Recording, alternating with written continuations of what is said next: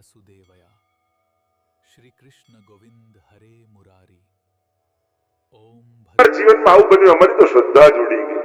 તો આ ઉડી જાય ને એને શ્રદ્ધા કહેવાય બી નહીં. તારી શ્રદ્ધા ગઈ નથી, તને શ્રદ્ધા હતી જ નહીં, તને તો શ્રદ્ધાનો વહેમ હતો. તમે જો કોઈ ઘડો ખરીદવા જાઓ માટીનો, અને માટીનો ઘડો ખરીદવા જાઓ તો કુંભારના માથે ટકોરા મારો કે ઘડાના માથે મારો? બાજુમાં કુંભાર બેઠો હોય અને તમે એના માથે ટકોરા મારો કે ઘડો કેવો છે ચેક કરું? ઘડાના માથે. આપણા બધાની તકલીફ શું છે? તો જો તું સાચો હોય તો આમ ભગવાનને આમ ચેલેન્જ કરી, જો તું ખરો હોય ને સાચો હોય તો એમ ઘટનાઓ ઘટે આપણા જીવનમાં અને ટકોરા પ્રભુના માથે મારીએ. જો તું સાચો હોય તો સાચો જ છે. તારી અપેક્ષાઓ ખોટી છે, તારી આશાઓ ખોટી છે, તારી જીદ ખોટી છે. ઘટનાઓ આપણા હાથમાં નથી, પણ અર્થઘટનો તો આપણા હાથમાં છે.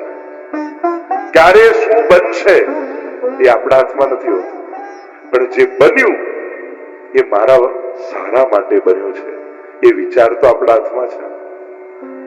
ઘટનાઓ આપણે રોકી શકતા નથી, પણ અર્થઘટનો ચોક્કસ આપણે કરી શકતા હોઈએ છીએ.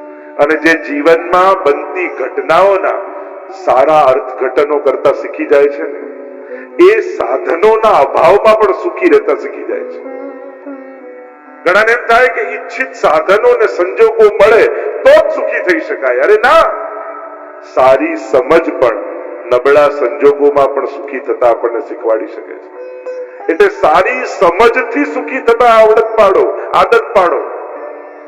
સાધનો અને સંજોગો મળે તો જ સુખી થાઉં એ જીદ છોડી સારી સમજથી સુખી થાઉં એનો પ્રયાસ કરો. પત્ની પાસે પરણીને આવ્યા એટલે એની પત્નીએ કહ્યું એના પતિને કે મને સુખી તો કરશો ને તમે? ત્યારે પતિએ કહ્યું જો તું કહીશ એવું બંગલો બાંધી આપીશ, તું કહીશ ગાડી લાવી આપીશ, તું કહીશ દાગીના લાવી આપીશ, તું કહીશ બધું લાવી આપીશ, પણ સુખી થતા જો તને ના આવડ્યું ને તો તારા સિવાય તને બીજું કોઈ સુખી નહીં કરી શકે. એટલે સુખી થતા તો તારે જ શીખવાનું છે. અને એ કળા ભાગવત આપણને શીખવાડશે. સંકટોમાં પણ જેને શ્રીજીની કૃપા દેખાવા લાગે ત્યારે માનજો કે આના હૃદયમાં ભાગવત ઉતરી ચૂક્યું છે. સાધારણ રૂપે સંકટો દેખાય આપણને, પણ એમાં પણ ક્યાંક વીજળી રૂપે ઠાકોરજીની કૃપાનો ચમકારો જેને દેખાઈ જાય ને કે આમાં પણ પ્રભુની કોઈ કૃપા છુપાયેલી હતી, ત્યારે માનવું કે ભાગવત અમારા જીવનમાં ઉતર્યું છે.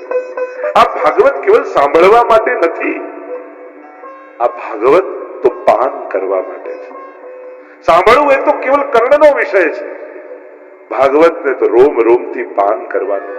પીબત ભાગવતમ રસમાલયમ. ભાગવતમાં તો કહ્યું આને પીઓ, વારંવાર આનું પાન કરો. અંગે જેને ભાગવત પી લીધું છે, અંગે અમૃત પીનારો અમર બની જાય છે. ભાગવત પીનારો એ તો ભગવત બની જાય છે, ભગવદીય બની જાય છે. ભાગવત તો એક અર્થ ભક્ત પણ થાય. ભાગવતમાં ભક્તોની કથા છે. અનેક ભગવદીઓના ચરિત્ર તમને ભાગવતમાં આવશે. અને એ ચરિત્રોને સાંભળી, કારણ કે જો ભાગવત એ તો ભાવનો સાગર છે. અને સમુદ્ર હોય ને એના કિનારે ત્રણ પ્રકારના લોકો આવે. એક એવા આવે જે માટીને લેવા માટે આવ્યા હોય, એક એવા આવે જે કિનારે પડેલા છીપલાઓને વીણવા આવે, અને એક એવા આવે જે અંદર કૂદકો લગાવીને ડૂબકી લગાવે અને સમુદ્રમાં પડેલા રત્નોને લઈને પાછા જાય. આ ત્રણ પ્રકારના લોકો આવે. એમ ભાગવતના પણ ત્રણ પ્રકારના શ્રોતાઓ છે, આદિ ભૌતિક, આધ્યાત્મિક અને આદિ દૈવિક. જે કેવલ વ્યવહાર સાચવવા જ આવ્યા હોય ને એ રેતી લઈને આવનારા છે. આમણે કથા બેસાડી છે, નહીં જઈએ તો ખોટું લાગશે. જો કેવલ વ્યવહાર સાચવવા આવો, અરે એના માટે પણ ભાગવતમાં આવ્યા ને. જો ભેગા તો ઘણા કારણોથી થઈ શકાય, પણ ભગવાન માટે ભેગા થવું ને એ પણ સૌભાગ્યની વાત છે. આજે આ શહેરમાં કેટલા લોકો કેટલા કારણોથી ભેગા થયા છે, પણ આટલા લોકો જે અહીંયા બેઠા છે, આપણે બધા ભગવાન માટે ભેગા થયા છે. એ આપણા ઉપર ઠાકોરજીની કૃપાનું પ્રમાણ છે. આપણા ભેગા થવાના કેન્દ્રમાં ભગવાનની કથા છે. એ બહુ મોટું કારણ છે કૃપા. તો એ રેતી લેનારા જે કેવલ મુક્તિ માટે કથા સાંભળવા આવે કે મારી મુક્તિ થઈ જાય, એ છીપલા લઈ જનારા છે. પણ જે ભાગવતના ભાવ સાગરમાં અંદર ઉતરી ભક્તોના ચરિત્રોમાં રહેલા એ ભાવરૂપી રત્નોને જે લઈ જાય, એ આધિદૈવિક શ્રોતા છે, જે ભાવનું ગ્રહણ કરનારો છે. ભાગવત એ ભાવનો ગ્રંથ છે. હું તો એમ પણ કથા શરૂ થતી હોય ત્યારે પહેલા જ દિવસે બધાને કહું, આજે જ બધા પોતપોતાની સેલ્ફી પાડી લેજો. અને 7મા દિવસે આ ચહેરો જુદો હશે, આ આંખો જુદી હશે, આ ભાવ જુદા હશે, જે તમે પોતે અનુભવ કરશો. ભાગવત એ નવસર્જન આપણી અંદર કરે છે. પોતાનાથી આપણને પરિચય આપણો કરાવે છે. કારણ કે અત્યારે આપણી ઓળખાણ કોઈ ને કોઈ લૌકિક રૂપે, તમને કોઈ પૂછે તમે કોણ, તમે ક્યાંક ધંધા રૂપે પોતાની ઓળખાણ આપો, ક્યાંક કોઈના કુળ અને કુટુંબ રૂપે પોતાની ઓળખાણ આપો. ભાગવત તમને તમારી વૈષ્ણવતાની ઓળખાણ આપે છે. તમારી ભીતર રહેલા વૈષ્ણવ સાથે તમારો પરિચય કરાવે છે. તમારા ગયા પછી લોકો તમને કઈ બાબતે યાદ કરશે? ઘણી વાર કોઈ જતું હોય, ગુજરી જાય, તો કોઈ ધંધા માટે યાદ કરે, કોઈ સ્વજન માટે યાદ કરે, કોઈ વ્યવહાર માટે યાદ કરે, કોઈ ક્રોધ માટે યાદ કરે, કોઈ દુશ્મનાવટ સાથે, કેટલા પ્રકારથી એક વ્યક્તિ જતો હોય છે અને યાદ કરાતો હોય છે. જો વ્યક્તિ તરીકે જન્મ થયો છે, પણ મૃત્યુ તો એક વૈષ્ણવ તરીકેનું જ હોવું જોઈએ કે છેલ્લી ઘડીએ શ્રીજીને યાદ કરતા કરતા એનો હસ્તમેળાપ પ્રભુ સાથે આપણો થઈ જાય. એ જ આપણા જીવનનું પરમ ફળ કહી શકાય. તમે જીવનના ઘણા લક્ષ્યો બનાવ્યા છે, આ મારું એમ છે, આ મારા લાઈફનું ગોલ છે, પણ જ્યારે આપણા જીવનનો ગોલ ભગવાન બની જાય છે ને, તો સંસારની સફળતાઓ તો રસ્તામાં જ પડેલી મળતી હોય છે. તમે જ્યારે ઉત્તમ લક્ષ્ય બનાવો છો ને, ભગવાન જે લક્ષ્ય બનાવી લે ને પોતાના જીવનનું, એને સંસારના સુખો તો સહજમાં મળી જતા હોય છે. જેમ અહીંયાથી મુંબઈ જાઓ તો સુરત તો રસ્તામાં જ આવી જાય, એના માટે સ્પેશિયલ જવું ન પડે. એમ જેણે ભગવાનના અલૌકિક સુખની કામના રાખી છે ને, એને સંસારના સુખો તો સહજ રસ્તામાં મળી જતા હોય છે. એને જુદા મેળવવા માટેના પુરુષાર્થ કરવા જ નથી પડતા. કારણ કે ભગવાન એટલે પરમાનંદ, અને પરમ આનંદને પામવાનો જેને પ્રયાસ કર્યો છે, એને સુખ તો સહજમાં મળે છે. તો આવો એ ભગવાનને ઓળખવા માટે એના મહાત્મ્યની કથાનું દર્શન કરીએ. તમે જે 7 દિવસ સુધી જે ગ્રંથ, જે કથા શ્રવણ કરવાના છો, એનું મહાત્મ્ય શું છે, એને સાંભળીને મળશે શું? અને ગુજરાતની પ્રજા તો વેપારી પ્રજા, એટલે સૌથી પહેલા કોઈ પણ કામ કરતા પહેલા એ વિચાર કરે કે સાંભળીએ તો ખરા, 7 દિવસ 4-4 કલાક અમારા ઇન્વેસ્ટ કરીએ, આમાં રિટર્નમાં શું? આપણે તો પેલા રિટર્ન વિચાર કરીએ. તો 5 ફળ ભાગવતના કયા, અને આ 5 ફળ જો જીવનમાં મળી ગયા તો જીવનમાં મેળવવાનું બીજું કાંઈ બાકી નહીં રહે. જેણે અલૌકિક સિદ્ધ કર્યું ને, એનું લૌકિક તો સહજમાં સિદ્ધ થઈ જાય છે. ભાગ્યના દેવતાઓ જીવનના પરમ ફળ અને પરમ સુખ લઈ તમારી સામે હાથ જોડીને ઉભા રહી જાય છે. જે ભગવાનને સેવે છે ને, સૌભાગ્ય તો એને ગોતતું આવતી જતું હોય.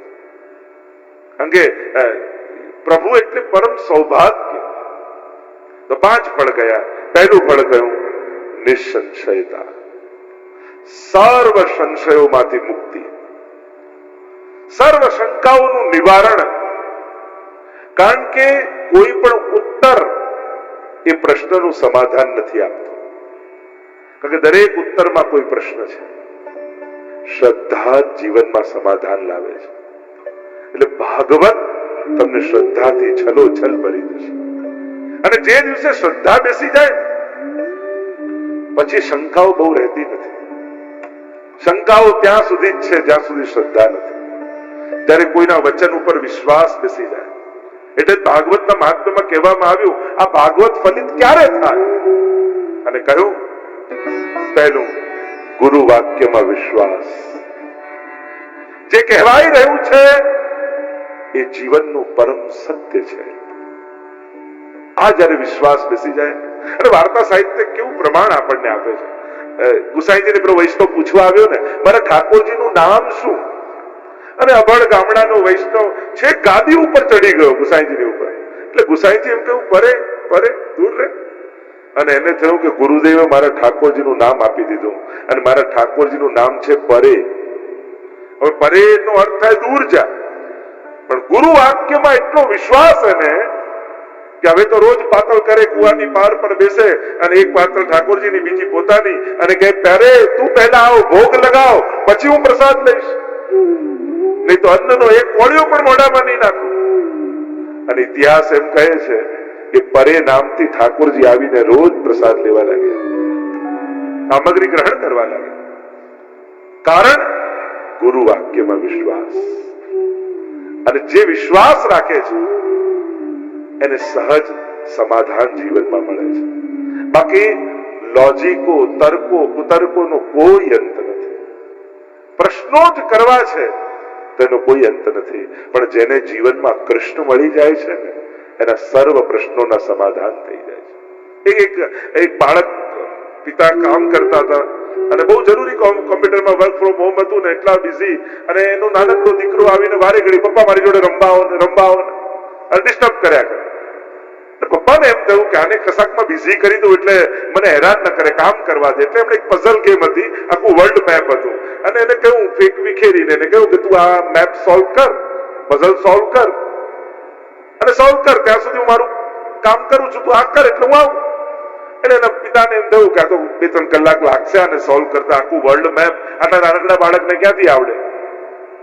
અને 10 મિનિટ થઈને એને આવ્યો, પપ્પા સોલ્વ થઈ ગયું. તું આટલી જલ્દી આ વર્લ્ડ મેપ ક્યાંથી એને સોલ્વ કર્યો? આખું આ દુનિયાનો નકશો એને જોડી ક્યાંથી લીધો? પૂછું કે અરે તે સોલ્વ ક્યાંથી કર્યું આટલી જલ્દી? કે પપ્પા હું રમવા જતો હતો તો એક પાસું ઊંધું પડ્યું, એમાં એક મોર પીછું હતું. મેં બધા પાસા ઊંધા કર્યા તો મોર પીછું હતું, વાછળી હતી, કૃષ્ણ હતા, અને આખા કૃષ્ણનું પાછળ પિક્ચર હતું. મેં એ કૃષ્ણને જોડ્યા ને તો આખી દુનિયા આપમેળે જોડાઈ ગઈ. જેને કૃષ્ણને સાધી લીધા એને દુનિયા આપમેળે સદાઈ ગઈ. કૃષ્ણ જ જીવનના સર્વ પ્રશ્નોનું સમાધાન છે. તો ભાગવતનું પહેલું ફળ, ભાગવત સાંભળ્યા પછી માણસ શ્રદ્ધાથી એવો ભરાઈ જાય છે કે એની આત્મા જ એને ઉત્તર આપવા લાગે છે. તો ઘણીવાર બીજાના આપેલા ઉત્તરો ઘણીવાર આપણને સમાધાન નથી આપતા, પણ આપણી આત્મા જ આપણને જવાબ આપવા લાગે ને ત્યારે સમાધાન મળવા લાગે છે, નિસંશય. બીજું, ભગવત પ્રેમ. ભાગવત સાંભળો તો ઠાકોરજીમાં પ્રેમની પ્રાપ્તિ થાય. વિસ્તાર નથી કરતો, ટૂંકમાં જાઉં. ત્રીજું કહું, ભગવત કૃપા. ઠાકોરજીની કૃપાનો અનુભવ થાય. અને કૃપા એટલે શું? આપણે બેઠા રહી ટીવીની ચેનલો ફેરવ્યા કરી સોફા પર, અને ઠાકોરજી જઈને આપણું બધું કામ કરી આવે, એને કૃપા કહેવાય? આપણે તો કૃપા એને જ માનીએ કે આપણે બેઠા રહેવાનું ને એ દોડ્યા કરે. અરે ના, કર અને પા, કર અને પા. કૃપા તો એને જ કહેવાય. કૃપાનો અર્થ થાય ભગવાન એવી સમજણ જીવનમાં આપે કે આ જે કાંઈ પણ મને મળ્યું છે એ મારા પુરુષાર્થ, મારી બુદ્ધિ, મારી મહેનત, આ બધાનું ફળ નથી. આ તો ઠાકોરજી આપેલો પ્રસાદ છે. અને જ્યારે જીવનમાં આ સમજાય છે, જો જમો તો એ કર્મ બંધન, પ્રસાદ લો તો એ કર્મમાંથી મુક્તિ છે. કામ કરો તો એ કર્મ બંધન, પણ પ્રભુ માટે દોડો એ કર્મમાંથી મુક્તિ છે. કામ એ જ છે, પણ એને જ્યારે સેવા માનીને કરો છો ત્યારે ગાંઠોને ખોલો છો, અને કામ માનીને કરો છો તો ગાંઠોને બાંધો છો. એ જ ભોજન છે, એ જ સ્વાદ ને એ જ પેટ ભરાય છે, પણ એ જ પ્રસાદ સમજીને લો છો તો એક એક કોડિયામાં ઠાકોરજીની કૃપાનો અનુભવ તમે કરો. સમજણ આ બદલવાની છે, ક્રિયાઓ એ જ રહેવાની છે, પણ એ જ ક્રિયાઓ માટેની સમજણ ફેરવાય છે ને તો ડગલે ને પગલે કર્મ બંધનોની ગાંઠો ખુલે છે. જ્યારે એ સમજાય કે મારા માટે જીવનમાં સૌથી મોટું કોઈ બળ હોય ને તો એ ઠાકોરજીની કૃપાનું બળ છે. કારણ કે ગમે તેટલી મોટી અગાસી હોય, પતંગ લાવો, દોરી લાવો, બધી જ વ્યવસ્થા કરો, પણ પવન ના હોય તો ચડે? આ પવન ઠાકોરજીની કૃપા છે. અને મારા જીવનમાં પ્રભુની કૃપાનો પવન છે ને એટલા માટે અમારી પતંગ ચડી રહી છે. બાકી બુદ્ધિમાન તો દુનિયામાં ગણાય છે, આપણાથી હોશિયાર તમને ઘણી વાર મળશે જીવનમાં, અને તમને એમ લાગશે મારા કરતા બહુ હોશિયાર છે. તમારા કરતા વધારે મહેનત કરનારા લોકો પણ તમને દુનિયામાં ઘણી વાર મળે છે. તમને લાગે આ કેટલી મહેનત કરે, પણ તમારા કરતા હોશિયાર ને તમારા કરતા મહેનત કરનારા ઘણી વાર તમને તમારા કરતા ઓછા સુખી દેખાશે. ત્યારે તમને એમ લાગશે જો મહેનતથી જ મળતું હોત તો મારા કરતા વધારે સુખી હોવો જોઈએ, બુદ્ધિથી જ મળતું હોત તો મારા કરતા વધારે સુખી હોવો જોઈએ. પણ મને મળ્યું છે કારણ કે મારા ઉપર ઠાકોરજીની કૃપા છે, મારા વડીલોના આશીર્વાદ છે, એનું પુણ્ય છે. જો ઘણીવાર આપણને એમ લાગે કે ખરેખર આ જે મળ્યું એને હું લાયક નહોતો, અને જ્યારે એવું લાગે ને ત્યારે એમ માનજો કે મારા વડીલોએ જે ભક્તિ કરી ને એ સુખ રૂપે આજે મને મળી રહી છે. મારા વડીલોએ ફેરવેલી માળાના ફળ મને મળી રહ્યા છે. તો 6 અધ્યાયમાં જે કથા એનું ફળ બતાવવામાં આવ્યું. ભગવત કૃપા કહ્યું સર્વત્ર ભગવત દર્શન, આ ભાગવતનું ફળ છે. આપણને ટીવી સિરિયલો ને આ બધું મૂવી જોઈ જોઈને આદત એવી પડી ગઈ કે આમ ધુમાડો થાય, લાઈટ થાય ને ટણંગ દઈને ભગવાન સામે આવી જાય, અને એ જ રાહમાં બેઠા રહીએ કે ક્યારે દેખાય. અરે સર્વત્ર વ્યાપેલો છે. પોતાના વિચારોની ફ્રેમ મૂકી દેશો ને તો ભગવાન બધે અનુભવ કરાવશે, પણ આ જ ફ્રેમમાં ગોઠવા એવો ફોટો જોઈએ તો પછી એને ગોતવું અઘરું થઈ જશે. એ ઘણી વાર તમારી સામે આવે છે, ઘણા રૂપે ને ઘણા લોકોનો ઉપયોગ કરી અને તમને મદદ કરીને જતો રહે છે. પણ સામે આવેલા એક ક્ષણે પ્રગટેલા, આપણા માટે પ્રગટેલા કોઈની ભીતર પરમાત્માને આપણે ઓળખી નથી શકતા. એ ઘણી વાર ઘણા રૂપે આપણા માટે ઘણાની અંદર પ્રવેશ કરતો હોય છે. અરે પ્રહલાદ થાંભલા, એક નિર્જીવ થાંભલાની સામે આંગળી કરીને કે આમાં મારો ભગવાન છે, અને ભગવાન એમાંથી જો પ્રગટ થતો હોય તો આપણે શ્રદ્ધા રાખીએ કે હમણાં મારા માટે ભગવાન આના હૃદયમાં વસી જાય તો ભગવાન એના દિલમાં ન વસી શકતો હોય. ચોક્કસ આવે, ચોક્કસ. હમણાં ઠાકોરજી આની જીભ પર મારા માટે વસી જાય અને આપણા ફેવરમાં ક્યાંક બોલાવી, ઘણી વાર એ આપણા માટે કાર્ય કરતો હોય છે. અને 5મું ફળ કયું? અભયત્વ. ભાગવત જીવનમાં ઉતર્યું તો નિર્ભયતા આવી જશે, ભય મુક્ત થઈ જશે. કેટલા કાલ્પનિક ભયોને લઈને માણસ જીવતો હોય છે. આમ થઈ જશે તો, આમ નહીં થાય તો, આવું ન થયું તો, આને આ ન મળ્યું તો, કલ્પનાઓ જ હોય છે. અને આપણે ત્યાં તો કહ્યું સૌથી મોટો ભય માણસને મૃત્યુનો ભય હોય છે. અને આ મૃત્યુનો ભય દરેકને સતાવતો હોય છે. કોઈ રોગ હોય ન હોય, પણ આ ભવરોગ તો બધાને લાગેલો છે. જો લોકો કહે કે આનું હાર્ટ એટેક થી મૃત્યુ થયું, આનું એક્સિડન્ટ થયું, આનાથી થયું, આનું આનાથી થયું, જુદા જુદા કારણો આપણે કહેતા હોઈએ મૃત્યુના, પણ દુનિયામાં મૃત્યુનું એક જ કારણ છે, અને એ કારણ છે જન્મ. જેનો જન્મ થયો છે એનું મૃત્યુ નિશ્ચિત છે. જાતસ્સહી ધ્રુવ મૃત્યુ. જે જન્મ્યો છે એ જવાનો ખરો, બસ નક્કી એ કરવાનું કે હસતા હસતા જવું છે કે રડતા રડતા જવું છે. ગણેલી ક્ષણો મળી છે. સમયને કોઈ રોકી શકતું નથી, સમયનો કેવલ સદુપયોગ થઈ શકે છે. અભયત્વની પ્રાપ્તિ. અને જ્યારે ભયમુક્ત બની જાઓ છો, એક વસ્તુ યાદ રાખો, અલ્પનો આશ્રય કરશો તો હંમેશા ભય રહેશે, અને સર્વ સમર્થ એવા હરિનો આશ્રય કરશો તો જ આ જીવનના ભયોમાંથી મુક્તિ મળી શકશે. એટલે મહાપ્રભુજી આજ્ઞા કરે છે, પ્રભુ સર્વ સમર્થો હિ તતો નિશ્ચિતતામ વ્રજે. સર્વ સમર્થ એવા હરિનો આશ્રય કરો, નિર્ભય બની જશો. તો 5 ફળ કયા? ઘણી બધી ચર્ચાઓ એમાં છે. શ્રીમદ ભાગવત આ 5 ફળનું દાન કરનારી એવી દિવ્ય કથા છે. આવો ભાગવતના આ મહાત્મ્યની કથામાં પ્રવેશ કરીએ. મહાત્મ્યમાં પ્રવેશ કરતા વ્યાસજી સૌથી પહેલા મંગલાચરણ કરે છે. અને મંગલાચરણ શું છે? મંગલ આચરણ એ જ મંગલાચરણ છે. જો પ્રત્યેક કર્મની શરૂઆત વિચારથી થાય છે. તમે શું વિચારો છો એ પ્રમાણે તમે કર્મ કરો છો. એટલે બહુ જ મહત્વનું છે કે આપણા વિચારમાં પરમાત્માનો પ્રવેશ થાય. અને એ વાત પણ ચોખ્ખી છે, વિચાર